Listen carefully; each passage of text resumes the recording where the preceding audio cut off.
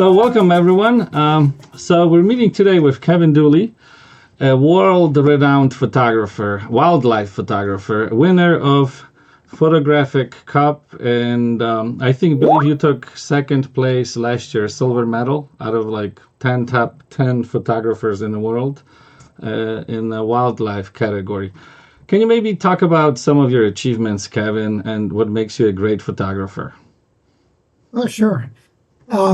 Yeah, as far as the World Cup goes, that's like all the countries in the world that compete in that, and so they eventually narrow it down to the 10 best images, and then they place them 1 through 10.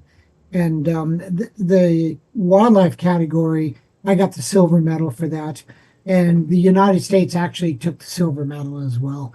But at any rate, I've actually been a professional photographer since I was just out of the Navy at 21 years old. Opened up a studio when I was 21 and just retired that studio not too long ago, weddings and portraits and things like that. But basically, as far as wildlife photography goes, professionally, I've been doing it, but I guess about 18 years now. And doing the safaris and just traveling all over the world, photograph the different species. Yeah, so today we're going to talk about South Africa, but maybe you can mention some of the countries you do safaris in. You did the photographic safaris. Sure. So in Africa, we do South Africa and Botswana are my two favorites. And then we also, on the rare occasion, we'll do Kenya and Tanzania. And then we also do Uganda. We do Ethiopia for the tribes. We do Namibia and Zimbabwe. And we also go to India and Sri Lanka. And we do the bears in Alaska. And let's see, the jaguars in the Pantanal.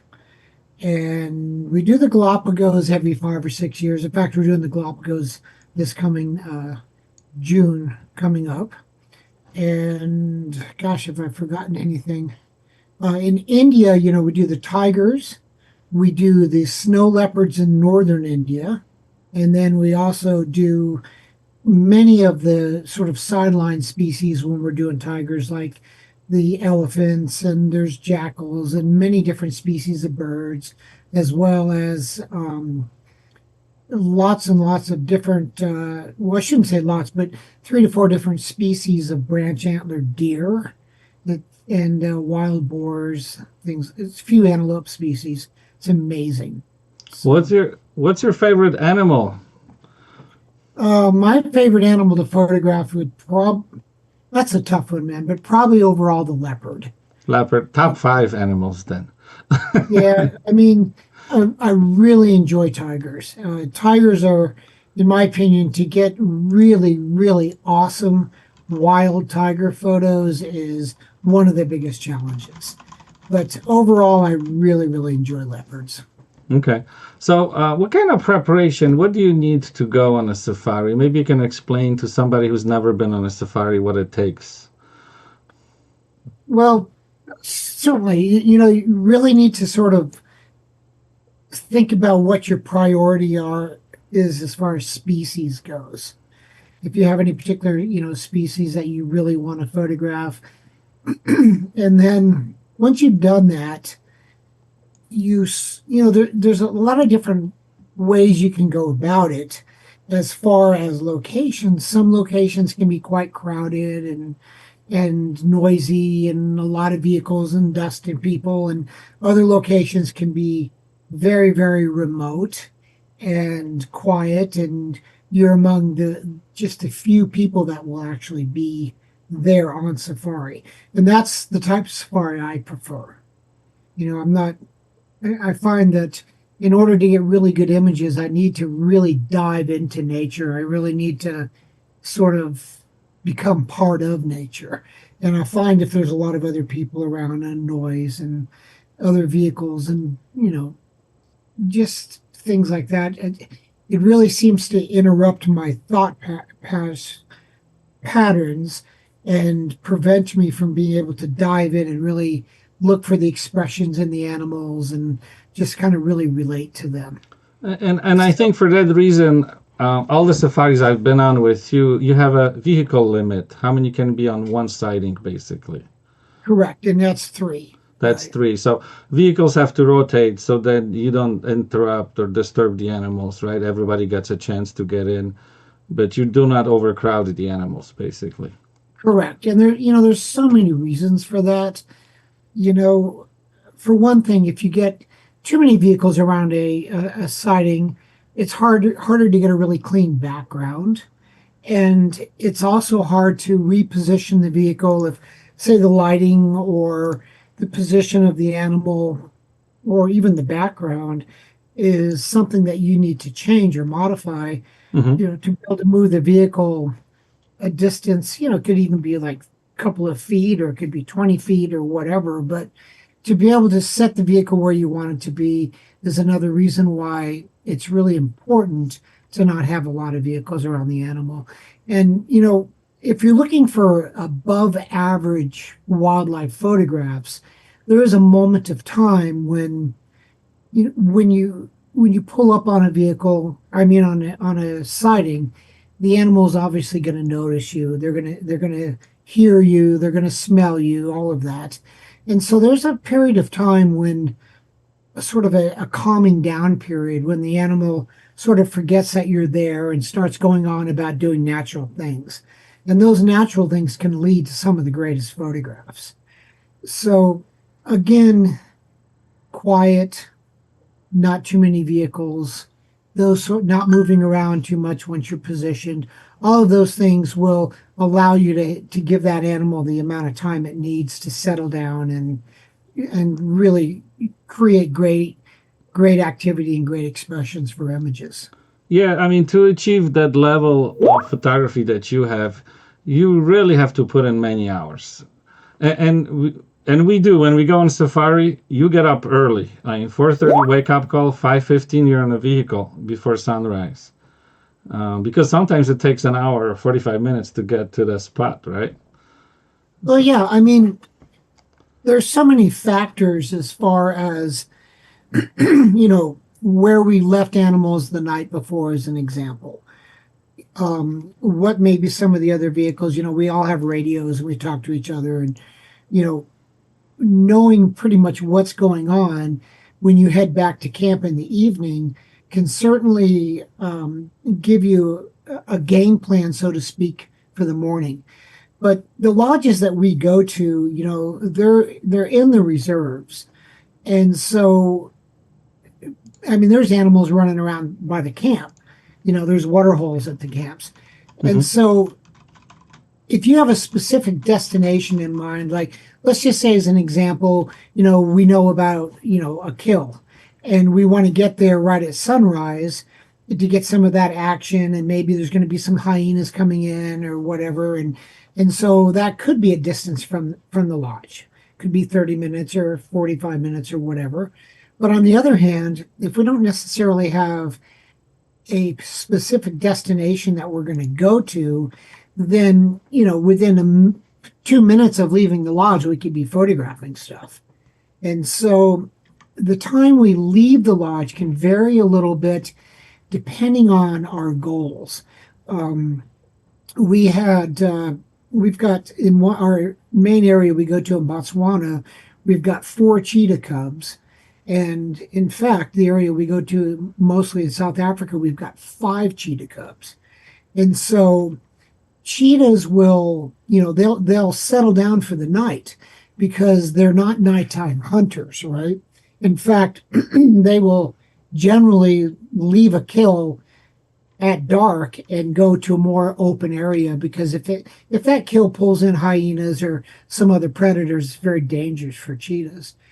But at any rate, if we know where they are in the evening, where they're going to sleep, and then we can get there in the morning before the sun rises, then we've got a good starting point if our goal is to photograph the cheetahs. If we get there 30, 45 minutes after daybreak, then they're already going to have moved quite a distance. And then we got to start tracking them again. And there's many ways we find animals. Tracks are certainly one of the big ways that we can get an idea of their direction and all of that. But, and then sometimes we'll have to go to a high point and glass with binoculars. And so lots of different ways to do it. But if we have a destination in mind, we do want to try to get there as early as possible. Yes, of course. And sometimes the times I've been there, it's usually been hot and dry. I mean, in October. Correct. And that's probably the best time to go because the animals congregate around watering holes. So you do get a ton of activity around watering holes, like hundreds of elephants, giraffes, all kinds of animals. And Exactly. you do get a chance to also be maybe find a kill. Um, so you'll see some lions stuck in the prey or whatnot, but you just have to be patient. Sometimes it takes hours until they attack. It does. Yeah. And, depending on the temperatures of the day, the cloud coverage, I can generally estimate about what time the elephants are going to start going to water. And, I've actually got a certification in being a wildlife ranger and guide in Africa, and it was a 3 year certification. And there's a lot of things that we had to learn, and animal and wildlife behavior is one of those things. But at any rate, when it gets to be that about that time of day when we feel like the elephants are definitely going to start going to water, then we'll head in that direction, and we can stay 2 or 3 hours there because the elephants will be watering for in different herds coming in for several hours. But then you also get a lot of the other species, giraffes, zebras, kudus, rhinos, things like that that are going to be coming into water at the same time. Now, as you were saying, lions are quite clever, and it's not unusual for them to set up at a water hole. They'll actually go there and, lay into the bushes and wait for animals to come in.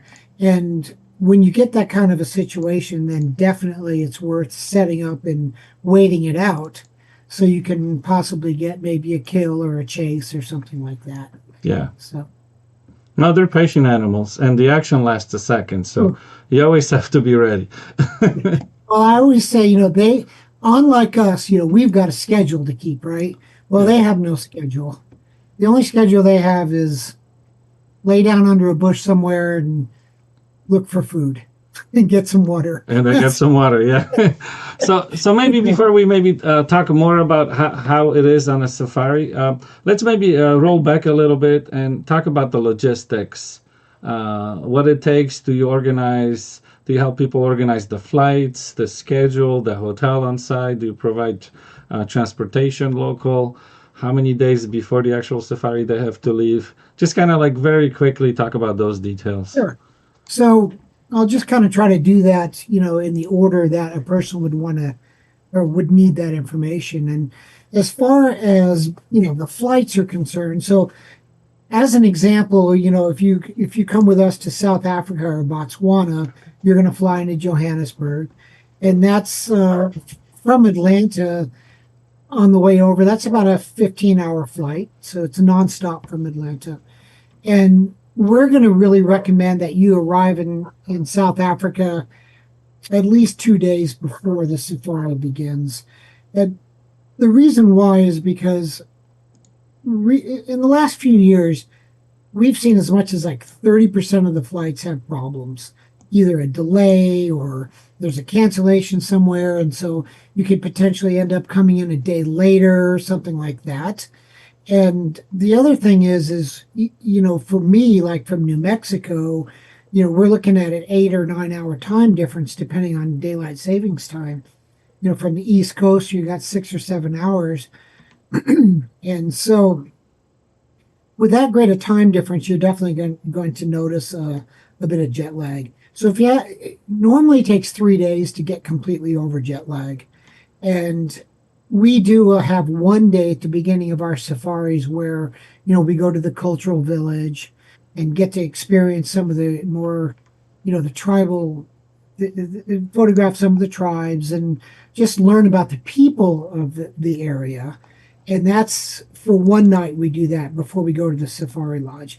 And that's also designed to give everybody an additional day to sort of get onto the time zone. Because as you very well know, once we get to the lodge, it can be pretty busy with being out there.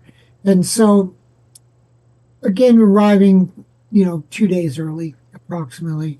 Okay. Once once we leave to go on to the safari, then we're going to leave. We're going to do we do like a shopping thing as well, but then we go to the cultural center, spend the day there, do some photography. They dance for us, give you a total tour of the different types of cultural activities that take place within the villages. It's amazing, actually. And then the next day we go to the lodge, and by that afternoon we're on safari. And a typical day on safari for us, let's just take, that September through November time of the year. So we're going to be getting up about, I could say maybe 4:45. And by 5 to 5:15, we have coffee stations in the room. So, there's plenty of coffee and tea and hot chocolate you can have when you wake up. But then we'll have a light breakfast, and usually within say between 5:30 and 5:45, we're in the vehicles and heading out. And an average safari, a lot of times people will go out and they'll only be out till like say 9:30 in the morning, and they go back to the lodge for the middle of the day. But we typically don't do that. So we will pack eggs, sandwiches, boiled eggs, sandwiches, muffins, coffee press, all that kind of stuff. And so we about 9 or 9:30 we'll stop for that, but then we usually continue on. And if I know about, say as an example, I know some cheetahs, that have subadult cubs, are probably going to make a kill every day. And so we might go hang out with them for a while and try to get that. Mm-hmm. Or we might go to one of the water holes and wait. In South Africa, as you know, we've got a couple of water holes where you can get a couple hundred elephants coming in there. Yeah, it's insane. I was trying to pull up some pictures, but we can follow up for anybody that has any questions. We can follow up with what kind of pictures you get after the meeting, right? We can send them Sure, those. absolutely, yeah. Yeah. And so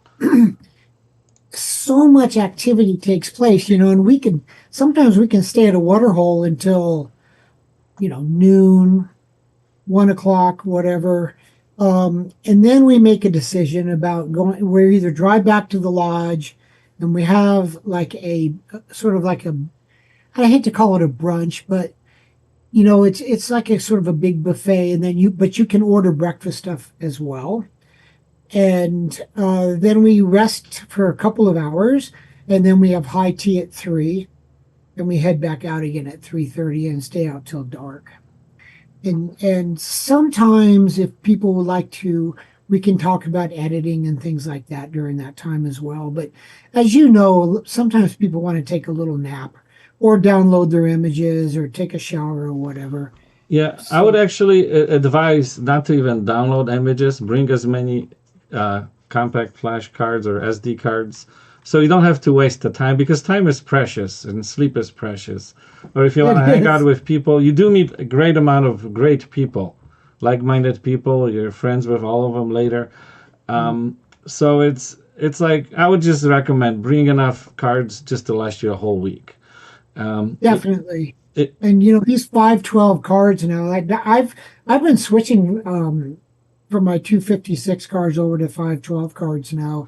And you have to be careful, obviously, because that's more images on one card. So yes, if you do lose it or something goes wrong, it's a lot of images to lose. But I run into a trouble with the 2 terabyte card, so I would definitely recommend no bigger than 512.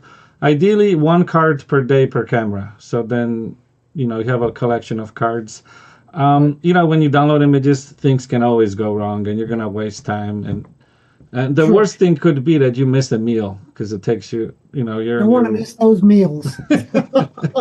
Those meals are so good. I'm not But missing a meal. Yeah. you figure that like if we get back at 7:30, and let's say we're done with dinner like 8:30, quarter to 9, and you're getting up at, quarter to 5 in the morning, that's if you want to pull hours worth of sleep, you know what I mean? It's like as soon as you get back to your room, it's like out, Yeah, you know?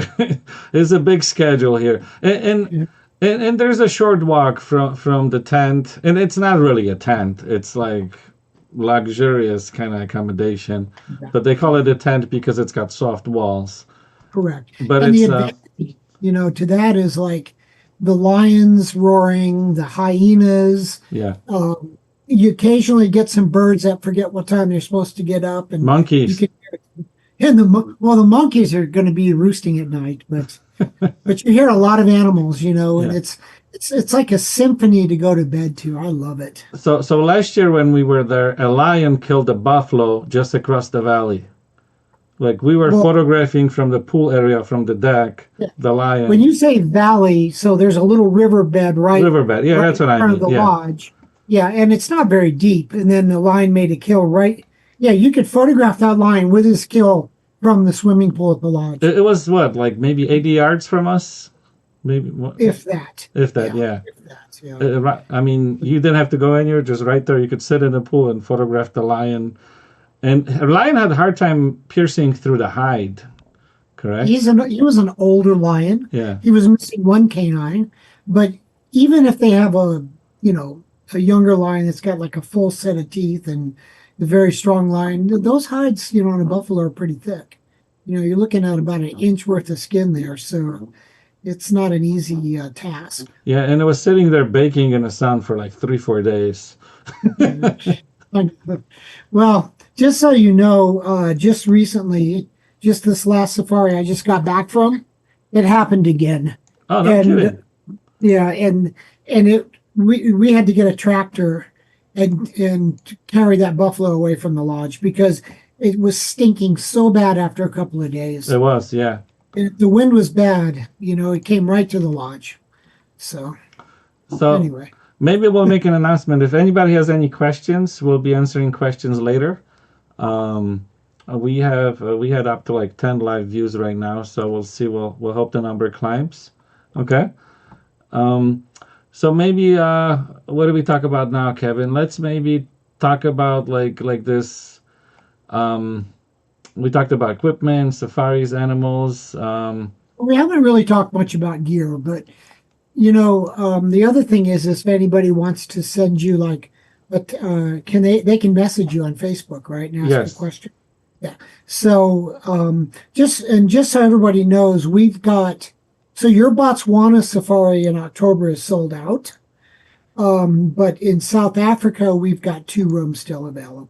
So potentially Okay. 4 people could attend, right? Oh, yeah, depending on whether it's a single or a double. Okay. And I've actually 2 spots for India in May. And then I actually have 2 spots for South Africa in March.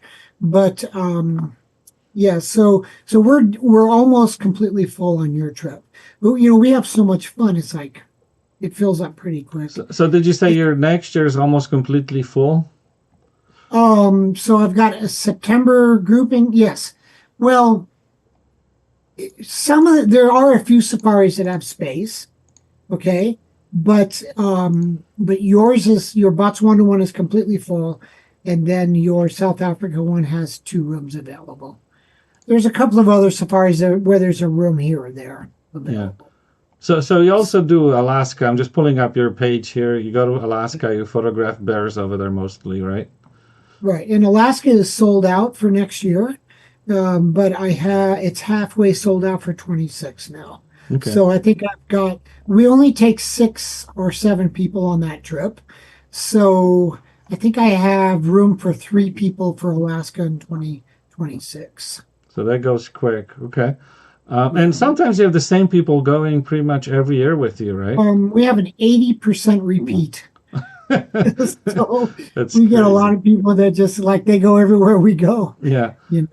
And So- then maybe you can highlight some differences between like Botswana, South Africa. What kind of animals you see there? Of course. Yeah. So the thing about it is South Africa is what we call a big 5 area, right? So we've got lions, we've got elephants, we've got leopards, We've got rhino. What did I forget? Did I say lions? Lions, Giraffes. elephants, rhinos, leopards, Giraffes. and elephants. Giraffes is not. Oh yeah, it's not that big. Yeah. There's also the big seven where you add the African wild dog and the cheetah. Hmm. But the big five, and we have all of those in South Africa actually. And, so we also have a tremendous rhino population, and rhinos are really, really hard to find in a lot of areas. But we generally, in our on our South Africa safari, we can see on an average day probably 20 rhinos in a day. But now, when we go to Botswana, Botswana has got leopards, lions, and elephants, but we don't have buffalo and we don't have rhinos there. So Botswana is really, really exceptional for leopards. Generally, we'll get a leopard on every game drive, sometimes more than one. It's exceptional for cheetahs as well. And elephants also very good. The other nice thing about Botswana is we've got a ground level photo hide, so you can get down in the ground and put your lens at ground level Hmm. and photograph elephants literally that are anywhere from say 6 to 15 feet away from you. It's just insane, to get a wide angle. Well, you've done it, right? Yes, we've done that. Yeah, and Um, you somewhat have to get lucky. I mean, or you have to stay there the entire day. But what's nice, they bring lunch out to you. So right. Well, we it's in October. yeah. See, October is like the prime time there. Yes, it So was. Yeah, really dry. we're gonna get animals every time. Hmm. Now, March, April, we'll get animals, elephants, not necessarily every single time, but at least 70% of the time, because there's more water out there than March, April. See, now this is Botswana, right? We're Hmm. talking about at the photo hide. I mean, we'll find elephants in other places, but I'm talking about the photo hide. And so we go on game drive till 10:30, go to the photo hide, stay there till 1:30 or 2, and then they bring us our lunch there in the photo hide. It's spectacular. It's insane. Yeah. So yeah, I mean, you'll see animals every day. I would say I think we saw rhinos almost every day in South Africa. Oh, I'm sure you saw rhino. I'm sure you saw multiples of rhinos every Yeah, day. every day. We even saw hippos once. Yeah, because Hmm. the camp is right on the river, and they were Right. bathing in that river. Yep. But that's typically doesn't happen often, right? Not there. I Not mean, there. hippos and crocodiles, we do see at South Africa, but they're not like a daily occurrence or whatever. That's going to be more like, Chobe and, Zambia along the rivers, Hmm. Zambezi River, those kind of areas where, you're just going to get a lot of hippos and Yeah. crocodiles. So it's all really cool. You wake up and you never know what you're gonna see that day. That's So then that kind of brings us to the next question. Talk about gear. Maybe I'll say quickly what I recommend. At least two camera bodies with some like medium wide and telephoto. Doesn't have to be super telephoto because you're shooting large animals mostly. correct. Unless you want to shoot the birds, then you get like a 600 millimeter lens, right? So maybe you can kind of put your take on it. I know you've been using the Sigma lens, like 50 to 500 or So I shoot on the 60 to 600. 60 to This, 600. Yeah. yeah, I've got a 500 prime, um, but I don't hardly ever use it, to be honest with you. I've also got a Canon 200 800, and that lens I do use a, a fair amount. That's an f9 at 800, so it's a little tough if the light's not great. But my Sigma 60 to 600, all around, I can do an entire safari on that lens, even at the waterhole. The photo hide we were talking about a few minutes ago. If you have a 14 to 24 millimeter, it's pretty cool to get those elephants that are really close. But overall, 60 to 600, that's pretty much 90% of what I shoot. Yeah. And it's good to have zoom. I like zooms a lot because animals could be near, far. You don't want to be swapping lenses because it does get dusty in there sometimes. Exactly. Right. Exactly. Yeah. If you can keep, let's just say you do take let's say you take a Canon 100 to 500 on one lens, and then let's say you put like a 70 to 200 2.8 on the other body. I mean, one body and then the other body, and then you're set. You know what I'm saying? So you've got a low light camera, you've got a camera that's going to go a little wider, and then you've got that telephoto out to 500. I would even say get maybe a smaller camera or third camera with like normal range, like a 2470 even. Yeah, you can, but remember you got to carry all that stuff. Yeah, yeah, but when you're at that watering hole, you literally have elephants brushing against the vehicle. They're this close. That's true. That's true. Yeah. So, and the other nice thing is about both of our safaris in that we're talking about right now, we're not using small planes.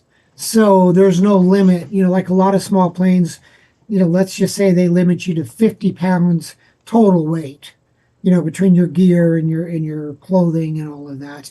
Or could be like, let's say they say, you can have, 30 pounds that you pack in the plane and another 20 pounds worth of gear you can take onto the plane. So we don't have to deal with that. You Yeah. can take what. And we have some friends that bring in insane amounts of gear. We certainly do. We know those friends. Yeah, and for those friends, so Pro Media Gear offers gimbal heads, and you have those safari mounted vehicles. So at any given time, you can have up to, I think, 3 people on gimbals, and that's really helpful if you're sitting in one location for extended amount of time. It is. It's also really helpful for people who find that they fatigue a lot, Hmm. and so that way they can have that extra support to hold their camera up. Yeah, and these vehicles, they have typically, 2 people per row, right? You don't have no more than 2 people per row. Yeah, well, basically, the Sometimes way less. we definitely don't have more than 2 people per Yeah. row, but A lot of What times we- less than 2, yeah. yeah, what we try to do is because we get a lot of husband and wife. Like one of them will be a photographer and the other one's not, but they both come. So we'll generally put the photographers on one side and the spouses on the other side. So that way, it works out really good for the sightings. Yeah, and then probably another piece of equipment that's really useful is a monopod with some sort of head, because that gives you, again, against, you're kind of protecting yourself against the fatigue, right? You're going to get tired That's true. holding up the camera all the time. I mean, you can take I've got let me just grab it here. This gimbal here. I don't know if I've got a virtual background, so Yeah, we'll keep, I think, our audience guessing what that is. yeah. So, I had that But somewhere. Let me bring up that picture. Yeah. but you put this on a monopod, and it's like a killer kind of setup. Yeah, you can mount it on a safari arm, monopod, or tripod. There's so many advantages to using this, the Pro Media Gear Katana Pro. It's especially like early morning, late afternoon when you need those slower shutter speeds. This thing supports, it turns, it swivels, it does everything you need to do. Kind of reminds me of like a little machine gun turret. Pop your camera on there and it's phenomenal what you can do with it. The other nice thing about it is, with those big lenses, sometimes your arms start to get fatigued and you get tired of holding up the camera. A lot of times in wildlife photography, we're holding these cameras up for long periods of time because we're waiting for just the right moment, something amazing to take place. And this puppy will support the camera, let you turn, let you move the camera around, and help you to rest your arms or to shoot at those slower shutter speeds as well. It's just all around something I could not be without when I'm out doing wildlife photography. Probably the only time you use a tripod is if you photograph the sky at night. And, That is correct. and you get some beautiful sky at night.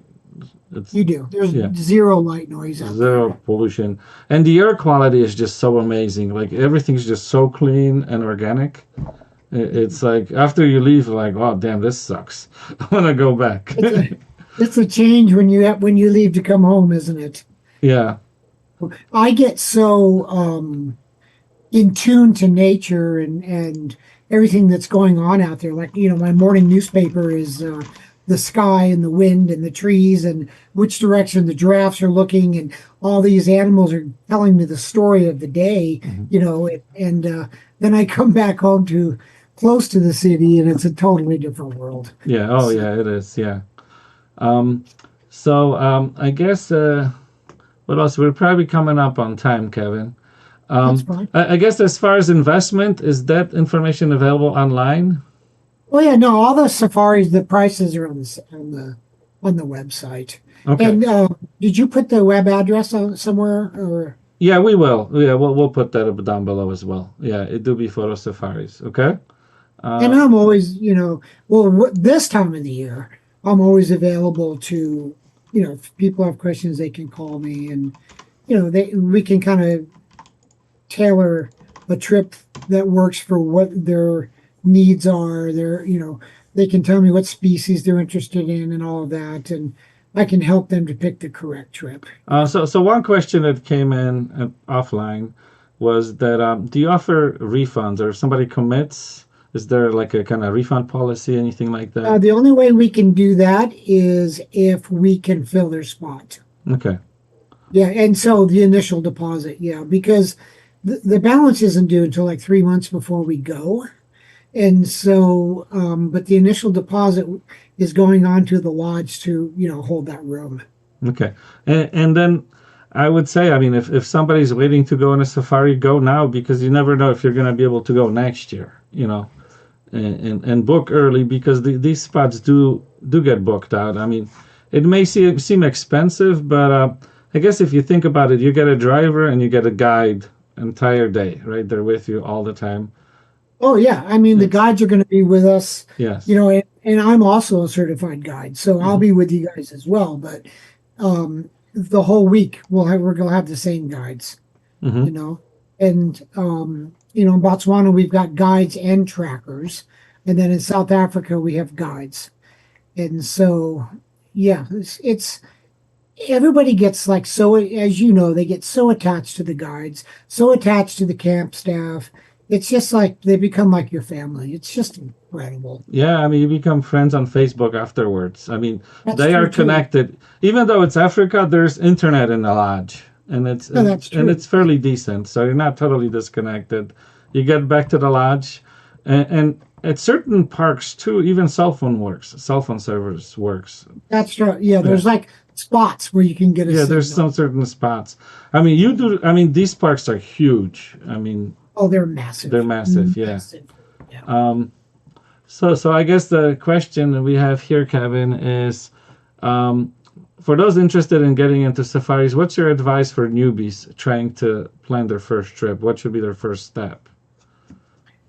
Um. Get in contact with you. Yeah. Well, yeah, but if you mean like if you're going on your first safari you're talking Yeah. about, um, I think that it's definitely worth going with, if you're a photographer, going with a photography safari, because if not, you don't know who they're going to put you with. Like you could get to a lodge and you just never know. They're going to put you on a vehicle with, you know, somebody with four kids is making a lot of noise, or somebody who wants to get back to the lodge and go swimming by 9:15 in the morning, or it's just really best to do a photography type of safari on a safari that's dedicated to photography. And that's a very good piece of advice because if you do go with some other outfits, I guess that they're not for photographers, you're going to be out and back in 2 hours. Well, Plus, you are, yeah. and they're like we're very, you know, selective about how we set the vehicle and the lighting, and we want to be in the best spot. And, we're going to analyze the animals and analyze the behavior and try to be set up. So if we feel something's going to happen, that's going to make a great photographer in the right spot. And there's just a lot to it, so much to it, Okay. as far as photography is concerned. Others. Whereas if not on a photo safari, they may just drive up, see the animal, check it off on the list. Like, oh yeah, okay, I've seen a giraffe. Let's move on or whatever. No, no, I mean, we do get really into it. Oh, we get into it. Yeah, and that's the other nice thing is like, so we're in the same location for 7 nights. We're not hopping from lodge to lodge and wasting time, traveling from one place to the next or whatever.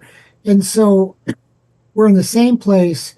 You get to feel comfortable there, and you get to sort of learn about how the light feels and how the animals react, and so much happens over that 7 day time period that you learn so much. Hmm. And we also will teach you about the wildlife, by the way, things like gestation periods or whatever. But all of those little things that sort of help you to understand an animal better ultimately lead to better photography. Oh yeah, you gain a wealth of experience, and if you haven't used your camera much until this trip, please do, because If I haven't, or no, what do no, you like mean? if anybody that's Oh, going on first time, yes, yeah, learn your camera. learn your camera, and probably like we were discussing with Kevin prior to this meeting, shutter speed is probably the most important setting. It is. Yeah, Mm. you definitely don't want to go too slow. Going too fast kind of hurts you less, but it degrades your picture quality. So you really got to know your Well, camera, know your settings, pre-focusing, all that kind of stuff. I mean, how many times have you seen a leopard laying on a tree, eyes shut, like he's totally asleep, and 2 minutes he's up and jumping out of the tree?